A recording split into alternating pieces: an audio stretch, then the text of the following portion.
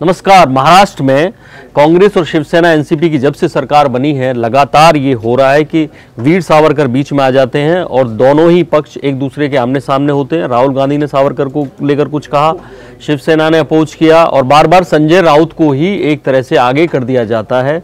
फिर दूसरी बार कांग्रेस के एक अधिवेशन में, एक कार्यक्रम में कांग्रेस सेवा दल के लोगों ने एक पुस्तिका बांटी और कैसे सावरकर और गॉडसे के रिश्तों को समलैंगिक बताया, जिसको लेकर फिर विरोध हुआ शिवसेना की तरफ से। फिर कहा गया, संजय राउत ने कहा। अब तीसरी बार ऐसा हुआ है कि संजय राउत ने सावरकर पर जो कांग्रेस के सवाल हैं, जो एक्शन है, उसको लेकर फिर से एक बयान दिया है। लेकिन आदित्य ठाकरे संजय राउत के विरोध में आ गए हैं। मामला क्या है ये आपको समझना पड़ेगा। रतलाम में हुआ था, जहां पर एमपी में सरकार है कांग्रेस की, वहाँ पर एक स्कूल के प्रिंसिपल के खिलाफ एक्शन लिया एमपी की सरकार ने, क्योंकि उसने सावरकर से रिलेटेड एक पुस्तिका एनजीओ की बच्चों के बीच बंटवाई थी, जिसको लेकर उसके खिलाफ एक्शन लिया गया। अब संजय राउत ने क्या कहा है वो देखिए। संजय राउत ने इस पर कहा है कि जो लोग वीर सावरकर का विरोध कर रहे हैं वे कोई भी हों, किसी भी पार्टी से हों, किसी भी विचारधारा से हों, इन सभी को 2-2 दिन उसी अंडमान सेलुलर जेल में सेल में रखना चाहिए, तभी वे सावरकर के बलिदान को समझेंगे। जब राउत ने ये बयान दिया तो इसको लेकर लोगों ने सपोर्ट भी किया।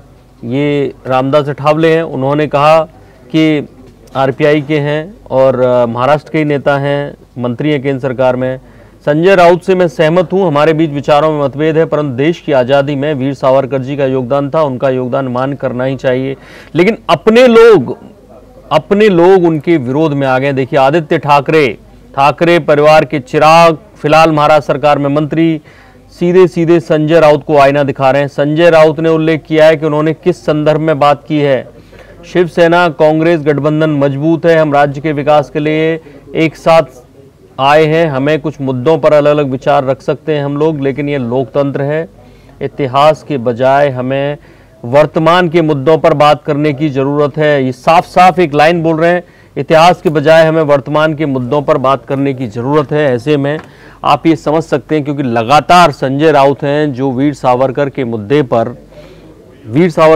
पर लगातार वो पार्टी की तरफ से उनकी जो विचारधारा अब तक चली आई है उसको रखते हैं। और ये कांग्रेस की तरफ से बार बार होता है कि वीर सावरकर पर सवाल उठाए जाते हैं। संजय राउत विवादों में तब भी रहे। मैं इतिहास की बात इसलिए आदित्य ठाकरे ने की है कि जो करीम लाला और इंदिरा गांधी की बात की थी वो भी संजय राउत ने उठाई थी। सावरकर की बात लगातार संजय राउत की तरफ से उठ रही है।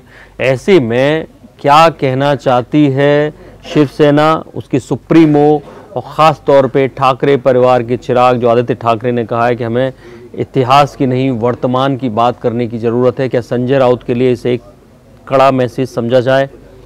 वक्त आएगा जब इस मैसेज के जो मायने हैं वो क्लियर होंगे। बाकी बड़ी खबरों के लिए देखते रहिए इंडिया न्यूज़। सब्सक्राइब करें इन खबर। थैंक यू, नमस्कार।